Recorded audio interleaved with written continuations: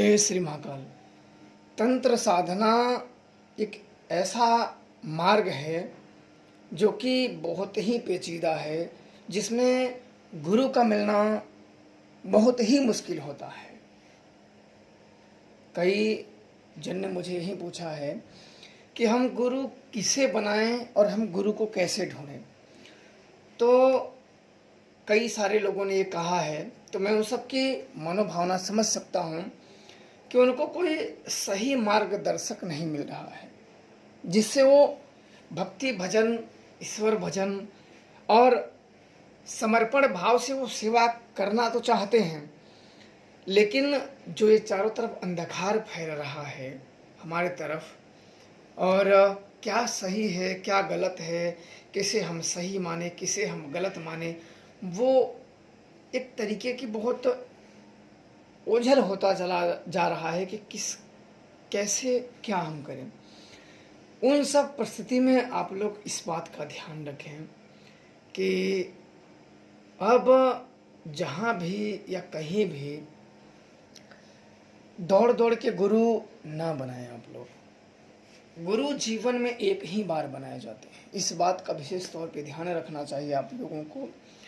आज के ज़माने में 10-10 गुरु बना लेते हैं, 10-10 भगवान भी चेंज कर लेते हो, तो भक्ति कहाँ से अंदर आत्मा में आएगी। मन में ठहराव होना परम आवश्यक होता है। अगर अपने अंदर भीतर ठहराव नहीं है, मन बेचैन है, मन के अंदर ठहराव नहीं है, उसमें भटकाव है, तो आप ऐसी जगह कई जगह भटकते रहोगे, अंत में पूरा जीवन ही पता चलेगा कि निरर्थक चला गया। हमें एक गुरु से ही अगर पत्थर ही पूजने का ज्ञान मिल जाए तो वही हमारे लिए सर्वोपरि होता है। मार्ग स्वयं बनाने पड़ते हैं। गुरु मिल गया, गुरु से थोड़ा ज्ञान मिल गया, फिर हमें एक मार्ग पे स्वयं ही चलना होता है, उस ईश्वर का हाथ पकड़ के। फिर हमें इधर उधर नहीं देखा जाता है। जब एक बार गुरु मिल गया, गुरु का सहारा मिल गया, तो नेत्र मूंद के चल पड़ना होता है। और आज की साधक की मनोस्थिति क्या हो गई है, कोई भी व्यक्ति अगर बोल दे कि मैं ये साधना करा रहा हूँ, तो 50 लोग अपना थैला उठाएंगे, पहुंच जाएंगे। 9 दिन 10 दिन जो जितनी दिन की क्रिया रहेगी करेंगे, तो कुछ लोगों को मिल गया, कुछ लोगों को नहीं। हम तो लुट गए, बर्बाद हो गए, फिर कहीं फिर कहीं फिर कहीं। आप ऐसे ही करते करते करते करते एक दिन ऐसा आएगा कि उस ईश्वर को भी आप उलट पुलट बोल दोगे, जिसकी आप भक्ति के लिए बेचैन हो, जिसके पीछे आप भाग रहे हो, जिसकी कृपा के लिए आप बेचैन हो, उसे उल्टा पुल्टा बोल के तंत्र मंत्र या अन्य किसी चीज़ पे आरोप लगा के आप मुक्त हो जाओगे कि ऐसा कुछ होता ही नहीं है। वो इसलिए हो जाता है कि आप जितने भी जहाँ अगर दौड़ भाग करोगे, जितने लोगों से मिलोगे, नकारात्मक विचार वालों से अधिकतर मिलोगे और अच्छे विचार वालों से कम मिलोगे, और उनकी बातें आप सुनोगे, उनके संपर्क में रहोगे, तो आपके अंदर भी नकारात्मक भाव आएगी। देखो, इस संसार में तब तक आपके अंदर नकारात्मक भाव प्रभाव नहीं डाल सकते हैं जब तक वो आप उसे अंदर ले ना लो। संसार में आप देखते हो कई प्रकार के लोगों से मिलते हो, कई प्रकार से, सज्जन से, अच्छे आदमी से, बुरे आदमी से, सब तरीके से लोग मिलते हो। पर जब कितने भी हमारे आसपास कितने भी गलत विचार वाले, भावना वाले आदमी भरे ही पड़े क्यों ना हो, जब तक उनके विचार, उनकी सोच अपने अंदर हम ग्रहण नहीं करेंगे, तब तक कोई भी विचार हमें प्रभावित नहीं कर सकता है। इस बात का विशेष तौर पे ध्यान रखना। और रही बात साधकों की, तो किसी भी विचारों को अपने ऊपर हावी नहीं देना है। नेगेटिव चीज़ों को, किसी भी गलत बातों को हमें अपने ऊपर हावी नहीं होने देना है। इस बात का विशेष ध्यान रखना चाहिए। और गुरु अगर आप ढूंढने चलोगे, तो आप लोग क्या करते हो, खाट पे बैठे हुए मोबाइल से ही गुरु ढूंढने लगते हो। अपने मेहनत गुरु पाने के लिए आप, ठीक है, आप शक्तियाँ प्राप्त करना चाहते हो, ईश्वर की भक्ति करना चाहते हो, फिर भक्ति कहाँ से जन्म ली आपकी, मोबाइल से ही। आपने कुछ ऐसे वीडियोस देखे, ऐसे लोगों को देखा जिसके अंदर आपने भक्ति आपके अंदर जाग गई, और आपने फिर गुरु कहाँ ढूंढे, मोबाइल पे ढूंढना शुरू कर दिया। फिर आपने वहीं देख के आपने गुरु भी बना लिया। पर ध्यान रखा जाता है कि इसमें बहुत सावधानियां होती हैं, क्योंकि मैं इसलिए कह रहा हूं कि आप लोगों की ज़िंदगी बड़े अनमोल हैं, यूं ही जाया बिल्कुल ना करें। आप कहीं भी अगर गए, चलो कहीं भी गए, किसी ने घर में बिठा दिया, किसी ने बाहर में बिठा दिया, किसी ने शमशान में बिठा दिया, अपने अपने तरीके से लोग बिठाते हैं। क्या आपको पता है कि आप जिस मंत्रों का जप कर रहे हो, जितना आसान ये बताते हैं, इतना आसान कुछ नहीं होता है। इतना आसान कुछ भी नहीं होता है तंत्र मंत्र के क्षेत्र में। लोग अपनी जिंदगियां उसमें लगा देते हैं सीखने के लिए। आपको क्या लगता है 10 दिन में मिल जाएगा, 1 दिन में मिल जाएगा? अब तो लोग बोल देते हैं 3 बार जपो तो 1 विद्या मिल गई, 4 बार जपो ये शक्तियाँ कान में बताएगी। सोचो, जब इन लोगों की बात इतनी झूठ बोल देते हैं तो सोचो ऐसा हो जाएगा।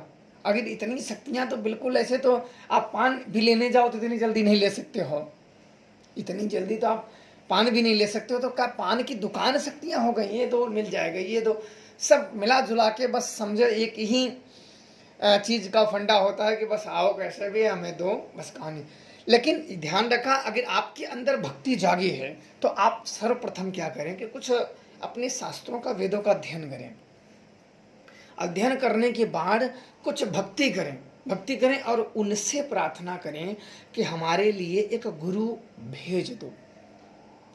तो आपको अचानक में कहीं, चाहे जहाँ से खुद ही मिल जाएगा, बात आपकी बैठने लगेगी, आपकी सब होने लगेगा, सब कुछ क्लियर हो जाएगा, आपको मिल जाएंगे। लालच के थ्रोट में गुरु नहीं ढूंढे जाते हैं, और ना ही आप विद्या ही ग्रहण कर सकते हो, ना सफलता।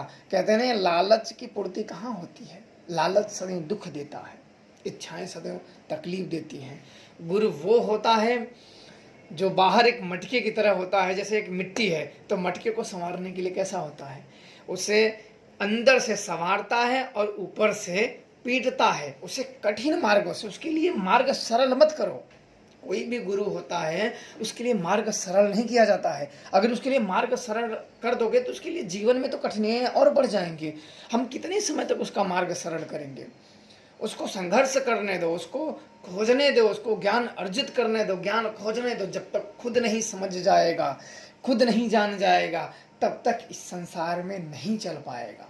हर बात के लिए उसका मार्गदर्शन, हर चीज़ के लिए उसका मार्गदर्शन, तो उसका जीवन तो बिल्कुल सब आसान हो जाएगा। तो फिर उस मेहनत कब करेगा, इस संसार से सीखेगा कब? मेरे गुरुदेव बता रहे थे कि शिष्यों के जीवन में हर चीज़ सरल नहीं करनी चाहिए, अन्यथा वो निर्भर हो जाएगा। अगर गुरु शिष्य के जीवन में हमेशा सरलता उत्पन्न करता रहेगा तो वो अत्यधिक निर्भर हो जाएगा, और निर्भरता को ही सर्वोत्तम मानने लगेगा। किसी चीज़ से निर्भर हो गया तो उसे महान मानने लगेगा। तो वो क्या करेगा, दिल से सोचने लगेगा, और दिल से सोचा हुआ चीज़ उस हमेशा भटका देता है। क्योंकि आप सांसारिक माया में अत्यधिक जुड़ जाओगे। आपने किसी का, आपने गुरु का मदद कर दिया तो आप गुरु से ही चिपके रहोगे। गुरु जी आपके शरण में है, आपके शरण में। फिर अपना ज्ञान, अपनी मेहनत कभी नहीं कर पाओगे जो आपके अंदर है। हर की अपनी अपनी पहचान होनी चाहिए। एक मार्ग मिल गया, शक्तियाँ मिली या नहीं मिली, मंत्र मिल गया तो उस शक्ति का मंत्र तो मिला है, जो उस शक्ति से हमें जोड़ दे वो तो मिल गया है। हमें और क्या चाहिए? हमें तो यही तो चाहिए था। गुरु क्या करता, कहते हैं ना गुरु मंत्र। गुरु मंत्र का मतलब होता है जो मंत्र गुरु से प्राप्त हुआ है, जिसने हमें गुरु मंत्र, जो हमारे गुरु ने हमें वो दिया है, वो होता है मंत्र। मंत्र का मतलब होता है मन में उसको, उस ईश्वर से अपने मन में लेना, और तंत्र अपने शरीर से उस मंत्र से उसको शक्ति को जोड़ देना। जोड़ने के बाद उस शक्तियों से स्वयं ही ज्ञान प्राप्त होने लगेगा, और जितना हम जुड़ते जाएंगे उतना ही ज्ञान आता जाएगा।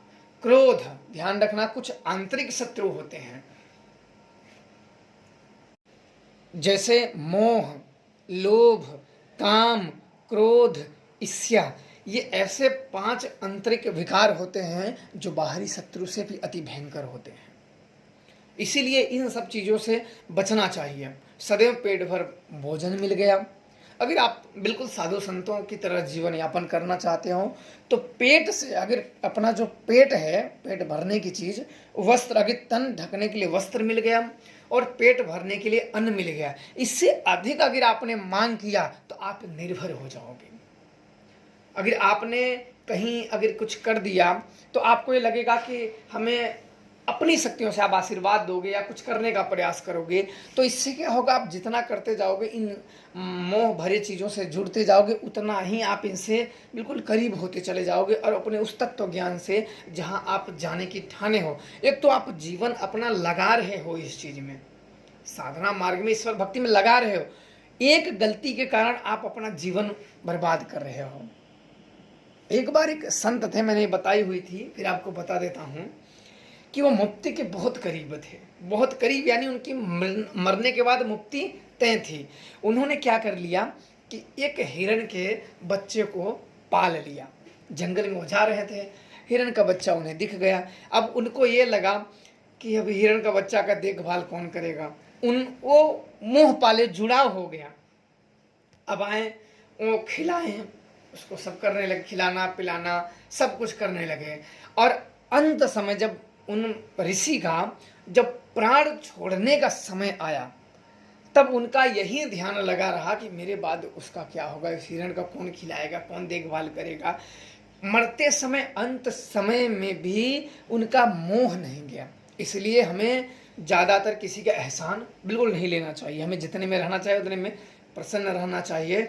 और गुरु जो आप बनाते हो, सबसे पहले ईश्वर की भक्ति करो, वो चाहेंगे तो कोई मिल जाएगा, अन्यथा खुद दौड़ भाग के ना बनाए, कहीं दौड़ भाग के यहाँ सिद्धियाँ वहाँ सिद्धियाँ, बेमतलब करना दौड़िए, इससे समय नुकसान होगा और मन में और खिन्नता उत्पन्न होगी।